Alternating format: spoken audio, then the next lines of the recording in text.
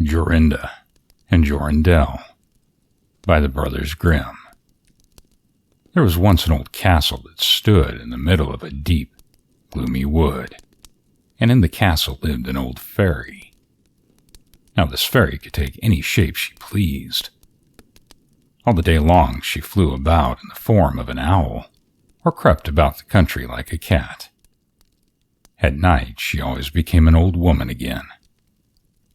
When any young man came within 100 paces of her castle, he became quite fixed, and could not move until she came and set him free, which she would not do until he had given her his word never to come there again. But when any pretty maiden came within that space, she was changed into a bird, and the fairy put her into a cage and hung her up in a chamber in the castle. There were 700 of these cages hanging in the castle, and all with beautiful birds in them. Now there was once a maiden whose name was Jorinda. She was prettier than all the other pretty girls that had ever been seen before. And a shepherd lad, whose name was Jorindel, was very fond of her, and they were soon to be married. One day they went to walk in the wood, that they might be alone, and Jorindel said, "We must take care that we do not go too near the fairy's castle." It was a beautiful evening.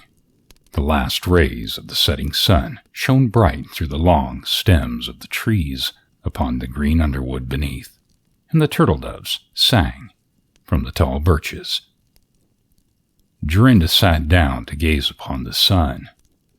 Jorindel sat by her side, and both felt sad. They knew not why, but it seemed as if they were to be parted from one another forever. They had wandered a long way, and when they looked to see which way they had to go home, they found themselves at a loss to know what path to take. The sun was setting fast, and already half of its circle had sunk behind the hill. Jorindel on a sudden looked behind him and saw through the bushes that they had, without knowing it, sat down close under the old walls of the castle. Then he shrank in fear, turned pale, and trembled. Jorinda was just singing when her song stopped suddenly. Jorindel turned to see the reason and beheld his Jorinda changed into a nightingale, so that her song ended with a mournful utterance. An owl with fiery eyes flew 3 times around them, and 3 times it screamed. Jorindel could not move. He stood fixed as a stone, and could neither weep, nor speak, nor stir hand or foot. And now the sun went down. The gloomy night came. The owl flew into a bush, and at that moment the old fairy came forth, pale and meager, with staring eyes, and a nose and chin that almost met one another. She mumbled something to herself, seized the nightingale, and went away with it in her hand. Poor Jorindel saw the nightingale was gone, but what could he do? He could not speak. He could not move from the spot where he stood. At last, the fairy came back and sang a spell with a hoarse voice. On a sudden, Jorindel found himself free. Then he fell to his knees before the fairy and prayed her to give back his dear Jorinda. But she laughed at him and said he should never see her again. Then she went her way. He prayed, he wept, he sorrowed, but all in vain. "Alas," he said, "what will become of me?" He could not go back to his home, so he went to a strange village and employed himself in keeping sheep. Many a time did he walk around and around, as near to the hated castle as he dare go, but all in vain. He heard nor saw anything of Jorinda.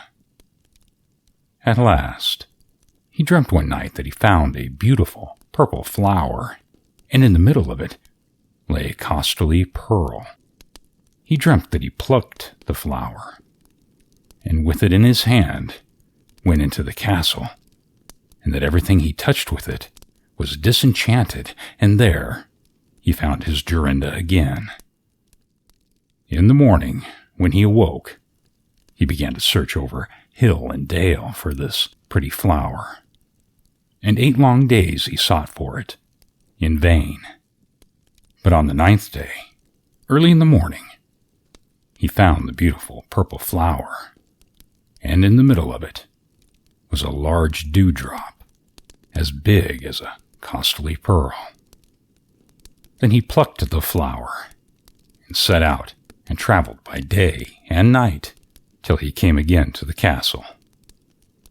He walked nearer than 100 paces to it, and yet he did not become fixed as before, but found that he could get quite close to the door. Jorindel was very glad to see this.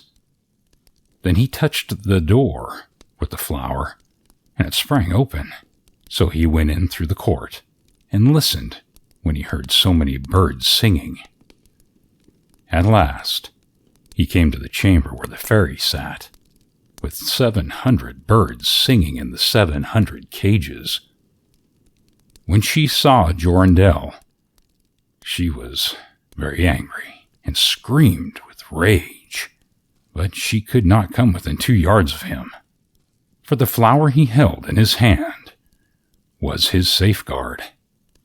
He looked around at the birds, but alas, there were so many nightingales, and how could he then find out which one was Jorinda?